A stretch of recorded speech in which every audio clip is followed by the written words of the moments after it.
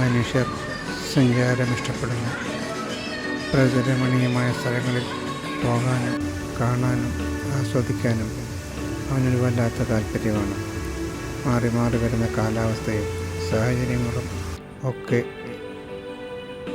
പരിഗണിച്ച് അല്ലെങ്കിൽ അവയെ തരണം ചെയ്യുന്നതിനും മാനസിക സംഘർഷങ്ങൾ കുറയ്ക്കുന്നതിനുമൊക്കെ അവൻ പല സ്ഥലങ്ങളിലേക്കും സഞ്ചരിക്കാറുണ്ട്. പക്ഷേ സഞ്ചാരത്തോടൊപ്പം അവൻ കൊണ്ടുപോകുന്ന വസ്തുവകൾ പ്ലാസ്റ്റിക്കും മറ്റു മലിന വസ്തുക്കളും പല സ്ഥലങ്ങളിലും കുന്നുകൂട്ടി ഇടുക അവൻ്റെ ഒരു പതിവാണ്. മലയോരങ്ങളിൽ അപകടകരമായ ചരിവുള്ള സ്ഥലങ്ങളിൽ വലിയ വലിയ കെട്ടിടങ്ങൾ പണിയുക, സൗധങ്ങൾ നിർമ്മിക്കുക, അവിടെ ആളുകൾക്ക് താമസിക്കാനുള്ള സൗകര്യങ്ങൾ ഒരുക്കുക ഒക്കെ നല്ല കാര്യമാണ്. പക്ഷേ പ്രകൃതിക്ക് ഇണങ്ങുന്ന തരത്തിലുള്ള പ്രവർത്തനങ്ങളായിരിക്കണമെന്ന് മാത്രമേ ഉള്ളൂ. അതുപോലെ തന്നെ അവൻ സഞ്ചരിക്കുന്ന വഴിയോരങ്ങളിൽ അവൻ പെരുമാറുന്ന സ്ഥലങ്ങൾ ഒക്കെ തന്നെ പരിരക്ഷിക്കേണ്ടത് അവൻ്റെ ആവശ്യമാണ്. പല്ല് തേക്കാനും കുളിക്കാനും ബാത്റൂമിൽ പോയാൽ വൃത്തിയാക്കാനും ഒരു കോടതിയും ഒരു മനുഷ്യരോടും പറയുന്നില്ല. പ്ലാസ്റ്റിക് മാലിന്യങ്ങൾ അലക്ഷ്യമായി വലിച്ചെറിയാതിരിക്കാനും ജലാശയങ്ങളെ മലിനമാക്കാതിരിക്കാനുമുള്ള പ്രവർത്തനങ്ങൾ നടത്തണം എന്ന് കോടതി ആവശ്യപ്പെട്ടിരിക്കുന്നു, നിയമമാക്കിയിരിക്കുന്നു. പക്ഷേ അവയൊക്കെ കാറ്റിൽ കലർത്തിയാണ് ഈ സഞ്ചാരികൾ പോലെ ഇതാ നോക്കുന്നത്. വെള്ളമെടുക്കുന്നതിന് വേണ്ടി പോയിരുന്ന ആൾക്കാരാണ്. പ്രകൃതി രമണീയമായ സ്ഥലമാണ്, നല്ല ശുദ്ധജലമാണ് ഒഴുകുന്നത്. പക്ഷേ ആര് കേൾക്കാൻ? അവിടെയെല്ലാം പ്ലാസ്റ്റിക് സാധനങ്ങൾ കൊണ്ടുവന്ന് കൂട്ടിയിരിക്കുന്നു. അവിടെ വൃത്തിയായി സൂക്ഷിക്കുക എന്നുള്ളൊരു ചരിത്രം അല്ലെങ്കിൽ അതിനൊരു പാരമ്പര്യം അവനില്ല. കേരളീയർ വൃത്തിയിൽ ഏറ്റവും മുൻപന്തിയിലാണ് എന്നാണ് പറയുക. പക്ഷേ അവൻ പെരുമാറുന്ന ഇടങ്ങളിൽ അത്തരം കാര്യങ്ങൾ കാത്തു സൂക്ഷിക്കാൻ തീരെ താല്പര്യം കുറഞ്ഞവരാണോ എന്ന് തോന്നിപ്പോകും. അടുത്ത കാലങ്ങളിലെ ചില പ്രവർത്തനങ്ങൾ കാഴ്ചകൾ കാണാനും ആസ്വദിക്കാനും ആളുകൾ സഞ്ചരിക്കുക അതൊരു പതിവാണ്. കാലാവസ്ഥ മാറുന്നതനുസരിച്ച് ആളുകൾ ചൂട് കൂടിയ തണുപ്പുള്ള സ്ഥലങ്ങളിലേക്ക്, തണുപ്പ് ഉള്ള സ്ഥലങ്ങളിൽ നിന്ന് ചൂട് കൂടിയ സ്ഥലങ്ങളിലേക്കൊക്കെ പോകും. രാജ്യത്തിനകത്തും പുറത്തുമുള്ള ആളുകൾ സഞ്ചാരത്തിനായി വിവിധ സ്ഥലങ്ങളിലേക്ക് പോകാറുണ്ട്, അവലംബിക്കാറുണ്ട്. പക്ഷേ അവനൊക്കെ പോകുന്ന ഇടപെടുന്ന സ്ഥലങ്ങൾ അത് മനോഹരമായി സൂക്ഷിക്കാനോ സംരക്ഷിക്കാനോ ഉള്ള താല്പര്യം കാണിക്കാറില്ല. പ്രത്യേകിച്ചും കാട്ടുചോലകൾ. പ്രകൃതിദത്തമായ ഈ ചോലകളാണ് താഴേക്കുള്ള ജനങ്ങളുടെ ശുദ്ധജലക്ഷാമം പരിഹരിക്കുന്നതിനുള്ള ഏകമാർഗം. മീനച്ചിലാറിലേക്ക് പോകുന്ന ധാരാളം കൈവഴികൾ ഈ പ്രദേശങ്ങളിലാണ് ഉത്ഭവിക്കുന്നത്. അതുപോലെ ഇനി മറുവശത്തെ മഴവെളിയാറിലേക്കും ഇടുക്കി ഡാമിലേക്കും ഒക്കെ ഒഴുകിയെത്തുന്ന വെള്ളവും ഇതേപോലുള്ള പ്രദേശങ്ങളിലാണ് പോകുന്നത്.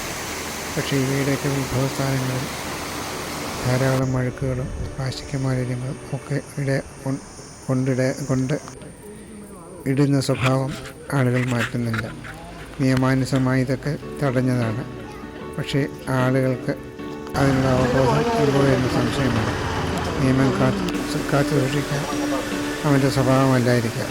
പക്ഷേ നാളെ കുടിവെള്ളത്തിന് വേണ്ടി ആളുകൾ ബുദ്ധിമുട്ടുമ്പോൾ, ജലാശയങ്ങളിലെ വെള്ളം മലിനമാകുമ്പോൾ, അഴുക്കുമൂലം ഉണ്ടാകുന്ന ആളുകൾ വലയുമ്പോൾ ഈ ചെയ്യുന്ന പ്രവർത്തനങ്ങളുടെ ആഴം ആരെങ്കിലും മനസ്സിലാക്കുമോ? ചപ്പ് ചേറുകൾ ഇതാ കൂട്ടിയിട്ടിരിക്കുന്ന ബിയർ കുപ്പികളും ബ്രാൻഡ് കുപ്പികളും ഒക്കെ ധാരാളമുണ്ട്. ഈ കടകളിൽ നിന്നുള്ള അവശിഷ്ടങ്ങൾ മുഴുവനും താഴേക്കാണ് ഇടുക. ഇവയൊക്കെ ഒലിച്ച് ആണ് മീനച്ചിലാറ്റിലേക്ക് പോകുന്നത്. അവയുടെ കൈവഴികൾ എത്രയുണ്ട് എന്ന് പറയേണ്ടതില്ല. വെള്ളാനിയും അതുപോലെ തന്നെ അടുക്കത്തും ഒക്കെ തന്നെ ഇതുപോലെ നീർച്ചാലുകളിലേക്ക് വെള്ളം എത്താറുണ്ട്. മാർമല അരുവിയിലേക്ക് എത്തുന്ന വെള്ളത്തിലും എല്ലാം ഈ അഴുക്കാണ് അടങ്ങിയിരിക്കുന്നത്. ഈ പ്ലാസ്റ്റിക് മാലിന്യങ്ങളൊക്കെയാണ് ഒഴുകി താഴെ കുട്ടനാടൻ പ്രദേശങ്ങളിലേക്കൊക്കെ എത്തുന്നത്. കായലിലും പുഴകളിലും പ്ലാസ്റ്റിക് മാലിന്യങ്ങൾ കൂടിയിരിക്കുന്നു. പേര് മാത്രമൊന്നും മാറുമെന്നേ ഉള്ളൂ. എല്ലാം തീക്കോയി പഞ്ചായത്ത് തന്നെ. പഞ്ചായത്തുകൾ പലതുണ്ട്.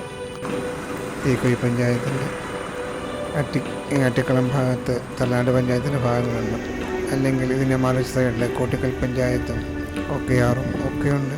ശരിയാണ്, പേരുകൾ മാറി മാറി വരിക, അതിരുകൾ പലപ്പോഴും മാറാം, വാർഡുകൾ മാറാം. പക്ഷേ ഒരിക്കലും മാറാത്തൊരു സ്വഭാവമായ മനുഷ്യൻ ഇന്ന് സൂക്ഷിക്കുന്നത് മാലിന്യങ്ങളുടെ ഒരു സത്യദീക്ഷയുമില്ലാത്ത മാലിന്യ നിക്ഷേപമാണ്. മനോഹരമായ പുൽമേടുകളും ധാരാളം ഇടങ്ങളും നമുക്കുണ്ട്. കന്നുകാലികൾ നീന്തി നടക്കുന്ന ഈ പ്രദേശങ്ങൾ ഇവിടെയും ആളുകൾ കൂട്ടത്തോടെ എത്തും. അവിടെ ഇരുന്ന് ആഹാരം കഴിക്കും. മലിനവസ്തുക്കൾ ബാക്കി വരുന്നവ ഈ പ്രദേശങ്ങളിലേക്ക് നിക്ഷേപിക്കും. അതൊന്നും നോക്കാനോ അന്വേഷിക്കാനോ അവിടെ ആളുകളില്ല. അഥവാ ഇരുന്നാൽ തന്നെ ഒരു മനുഷ്യൻ്റെ പരിമിതികൾ നമുക്കറിയാം. ഇതാ ഈ പ്രദേശത്തേക്ക് കൊണ്ട് തള്ളിയിരിക്കുകയാണ് വലിയൊരു ചാക്ക് കെട്ടിൽ പ്ലാസ്റ്റിക് മാലിന്യങ്ങളും മറ്റുള്ളവയും. ഇത് മറ്റൊരു ദുരന്തമാണ്. പച്ചപ്പ് പ്രദേശങ്ങളിലേക്ക് വാഹനങ്ങൾ കയറ്റുക ഒരിക്കലും ചെയ്യാൻ പാടില്ലാത്ത കാര്യമാണ്. അതുപോലെ തന്നെ കുടിവെള്ള സ്രോതസ്സുകളിലേക്ക് എത്തിയിരിക്കുന്ന മാലിന്യങ്ങൾ നോക്കുക. പ്ലാസ്റ്റിക് ഉണ്ട്, ഗിയർ കുപ്പികളുണ്ട്, അതുപോലെ എന്തൊക്കെ സാധനങ്ങളാണ് കൊണ്ടുവരിക. ഈ ശുദ്ധജലം മീനച്ചിലാറ്റിലേക്ക് ഒഴുകുന്ന ആണ്. അതിൻ്റെ കൈവഴികൾ നമുക്ക് കാണാൻ പറ്റുന്നത് അടിയോ കപ്പുകളും ബ്രാൻഡ് കപ്പുകളും ഒക്കെ അവിടെ ഇട്ടിട്ടുണ്ട്. ഈ ഓടയിൽ നിക്ഷേപിച്ചിരിക്കുന്ന പ്ലാസ്റ്റിക് നോക്കുക എത്രത്തോളം ഉണ്ടെന്ന്. ഇതൊരു ചെറിയ സ്ഥലത്തെ കാര്യമാണ്. ഇത് മീനച്ചിലാറ്റിൻ്റെ ഉത്ഭവത്താണ്. ഈ മീനച്ചിലാറ്റിലേക്കാണ് ഈ വെള്ളം എത്തുന്നത്. താഴേക്ക് എത്തുന്ന വെള്ളത്തിലാണ് ഈ അഴുക്കൾ ചെല്ലുന്നത്. ഇതുകൊണ്ട് മാത്രം തീരുന്നില്ല. വിശാലമായ പുൽമേടങ്ങളൊക്കെ തൻ്റേതായ ഇടങ്ങളാക്കി മാറ്റുന്നുള്ള പ്രവർത്തനങ്ങൾ നടക്കുന്നു. വളരെ ചെരിവുള്ള പ്രദേശങ്ങളിൽ റോഡുകൾ വെട്ടുന്നുണ്ട്, സൗധങ്ങൾ പണിയുന്നുണ്ട്. ആളുകളെ ആകർഷിക്കുന്നതിന് വേണ്ടിയിട്ടാണെന്ന് പറയാം. ഇതാ പുൽമേടുകളിൽ വാഹനങ്ങളിൽ കയറ്റുന്നു. ആ വാഹനങ്ങൾ കയറിയ ഭാഗം നോക്കുക, അത് ഘോഷഭൂമിയായി മാറിയിരിക്കുന്നു. ചരലാണ്. അവിടെ ഉണ്ടായിരുന്ന മേൽമണ്ണ് ഒഴുകിപ്പോയിരിക്കുന്നു. ഓരോ മഴയിലും എത്രത്തോളം മണ്ണാണ് അങ്ങനെ നശിക്കുന്നത്, എത്രത്തോളം പുൽമേടുകളാണ് നശിക്കുക. ഇതിന് കാര്യമായ നിയന്ത്രണങ്ങളില്ല.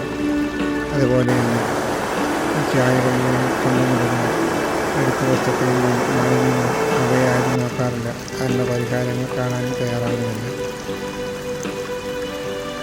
വളരെയേറെ കഷ്ടമാണിത്. പരുന്തുംപാറ വാഹനങ്ങൾ കയറുന്ന മറ്റൊരു ഭാഗമാണ്. അവിടെയും കാര്യം മറ്റൊന്നല്ല. കുറേയേറെ നിയന്ത്രണങ്ങൾ ചില സ്ഥലങ്ങളിലൊക്കെ വെച്ചിട്ടുണ്ട്.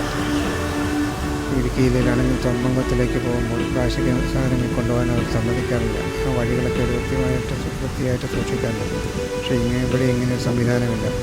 ബോട്ടിൽ ബൂത്തുകൾ സ്ഥാപിച്ചിട്ടുണ്ടായിരിക്കാം, പക്ഷേ അവിടെ ഇത്തരം കാര്യങ്ങൾ കൊണ്ടിടുന്ന സ്വഭാവം ആളുകൾ തീരെ അവഗണിക്കുന്നു. കോട്ടയം ഇടുക്കി ജില്ലകളുടെ സമസ്ഥാനവും അതുപോലെ വിവിധ ആളുകളുടെ ഉത്ഭവസ്ഥാനങ്ങളും നീർച്ചാലുകളിലെ പ്രഭാസ്ഥാനവുമൊക്കെയാണ് ഈ കാണുന്നതൊക്കെ. അപൂർവമായ ഒരുപാട് സസ്യജാലങ്ങളും ജന്തുജാലങ്ങളും പറവവർഗ്ഗങ്ങളും അതുപോലെ തവളകളും ഒക്കെ ധാരാളമായി ഇവിടെയുണ്ട്. ഇനിയും പേര് കിട്ടാത്ത പലതരം ചെടികളും ജന്തുക്കളും ഇവിടെയൊക്കെ ഒളിഞ്ഞിരിപ്പുണ്ടായിരിക്കാം.